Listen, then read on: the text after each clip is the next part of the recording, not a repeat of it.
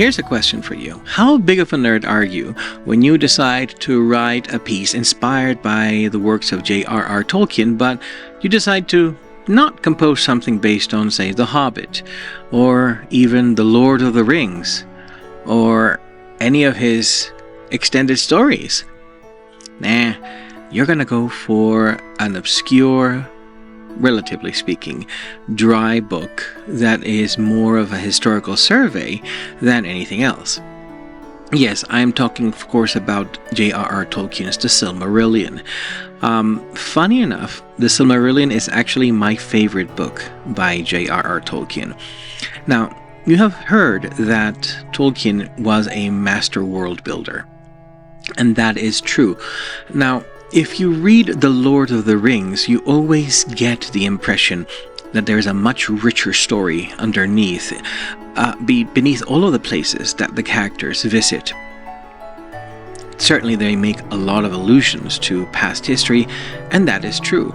J.R.R. Tolkien had a massive world and history and cosmology written into his books even before he finished any of the trilogy.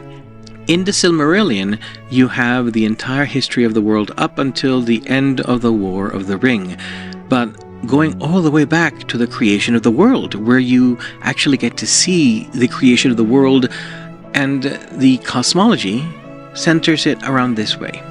In the beginning, there was Eru Ilúvatar, the father of all, who sort of split himself into many different parts. These parts reflected different sections of Ilúvatar's mind, and these were the Valar, which would become known as the powers of the world. Technically speaking, they are gods. So one day, Ilúvatar approached the Valar in the floating void that was the world at that point, and proposed a theme, and asked for the Valar to sing and make great music. And so the Valar began to sing. And even then, one among the Valar, who was known as Melkor, who was known to be the greatest one of the Valar, began weaving themes of his own devising into the music, but they were discordant. And so every time he did this, there were some of the Valar who started incorporating Melkor's theme into the music, and so the discord grew and grew and grew. And 3 times did Ilúvatar propose another theme that would then overtake Melkor's theme with new beauty. And so for a while, harmony and beauty reigned until Melkor's theme would come back again.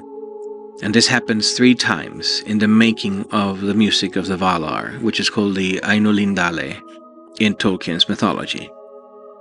And at the end of this, Ilúvatar shows them something. It shows the Valar, he shows the Valar a vision of Arda, of the world that would be, Ea. And it is a beautiful world.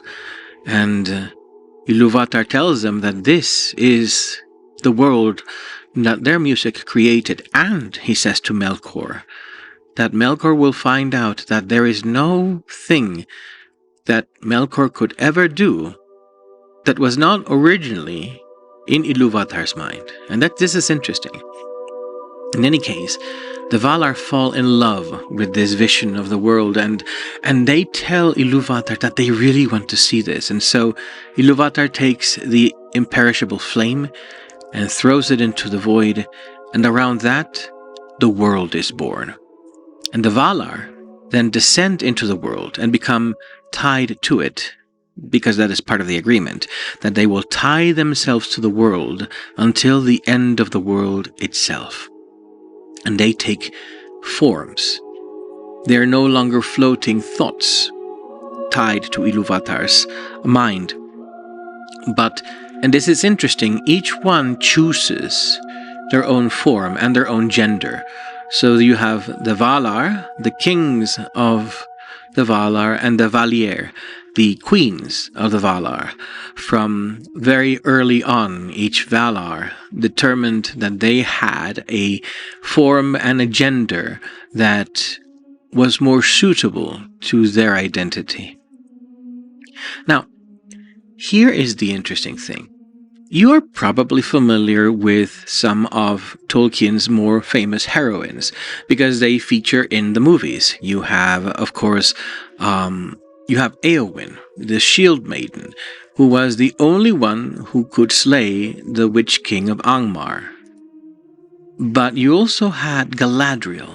Galadriel, who is a very, very interesting case because in the movies, you know her as this mighty and very, very serene sorceress, incredibly powerful. And yes, Galadriel is one of the most powerful, certainly one of the mightiest of the creatures on Middle-earth, and she was considered mighty among her people too. Galadriel is actually one of the first elves in the regions beyond the sea in Valimar, but we'll talk about that at some other point. But the funny thing is this, Galadriel, in her young age, in the early ages of the world, she was a bit of a firecracker. Now, some people have objected to Galadriel, warrior princess, as she appears in the Rings of Power. But funny enough, some of these portrayals are actually very accurate because early Galadriel, very, very young Galadriel, was tempestuous. She was competitive. She was very much a very conflict-driven person. In fact, she was taller than most men, and she was so strong and so good at weapons that she was called Man-Maiden. So Galadriel chilled out and mellowed out across the ages. So by the time you meet her in The Lord of the Rings, she is wise and she is a lot more collected than she was in the early ages. And if you read the Silmarillion, you'll find out all the trouble she gets into because she wants adventure. So it's interesting because, you see Éowyn as this very martial heroine. She wants to prove herself in battle, and she does. I mean, she slays the Witch King of Angmar. And some people see, of course, Galadriel as this calm, serene, otherworldly creature. But, in fact, in her youth, she had a lot more in common with Éowyn than you might think. Now, if you read through the Silmarillion, you also have other great characters, female characters, who are powerful. And let me remind you, Galadriel is powerful enough that Sauron is afraid of her. And he is afraid to look into her mind. Especially since she can see into his mind, but he cannot look into hers, which freaks him out. But in the Silmarillion, we have Luthien. Now, I have to point something out.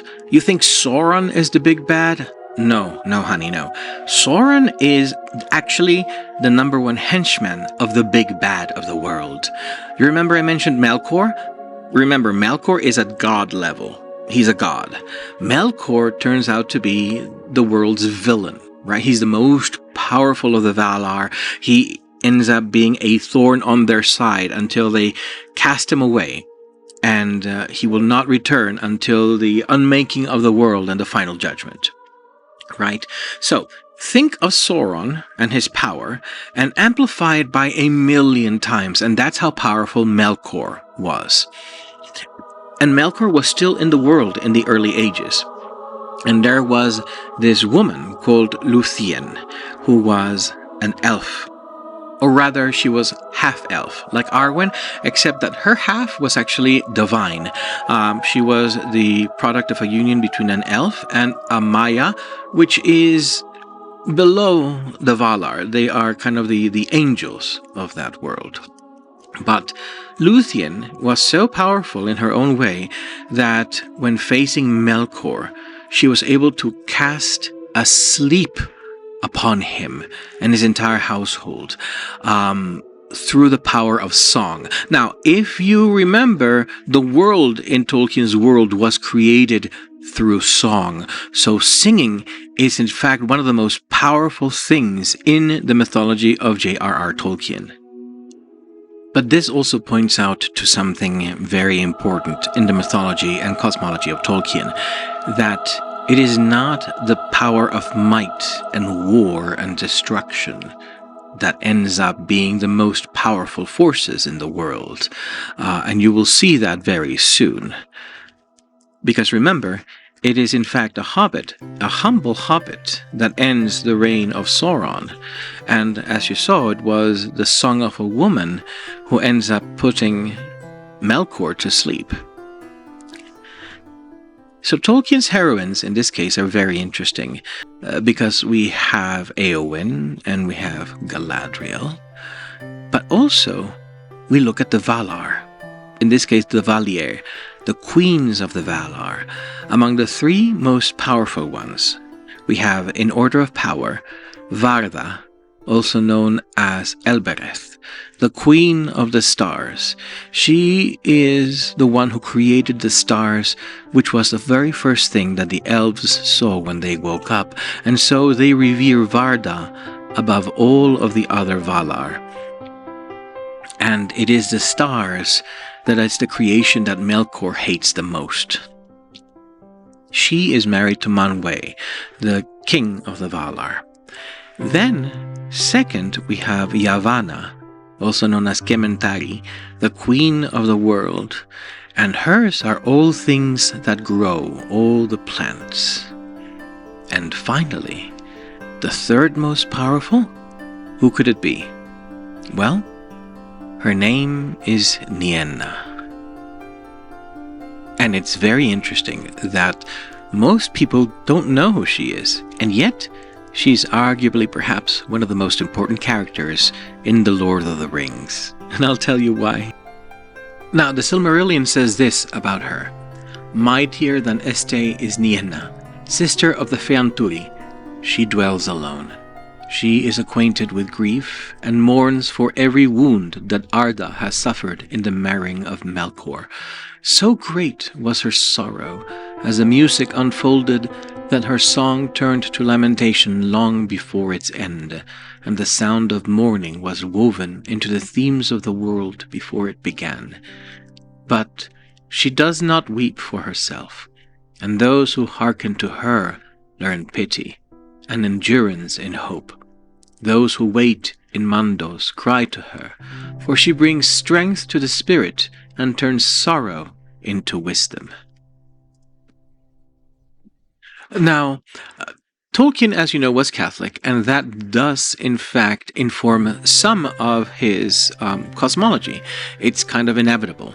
And a lot of people see the presence of the Virgin Mary archetype in two characters of his, in Varda, the Queen of the Stars, and also in Nienna, specifically a version of the Virgin known as the Madre Dolorosa, or the Virgin of the Sorrows. Nienna is an interesting character because she's portrayed as the weeper who extends a generous hand to those who pass through the halls of Mandos, which is where the dead go to dwell, especially the dead elves. Men go to a place that nobody but Ilúvatar knows, and she treats them with a unique capacity for compassion. Now, Nienna is portrayed as weeping constantly. She gives strength to those who listen to her, and her tears alone are of healing and compassion, not of sadness, and they often have power. She watered the two trees of Valinor in the early ages of the world, and her tears are known to wash the filth away of corrupting influences as well.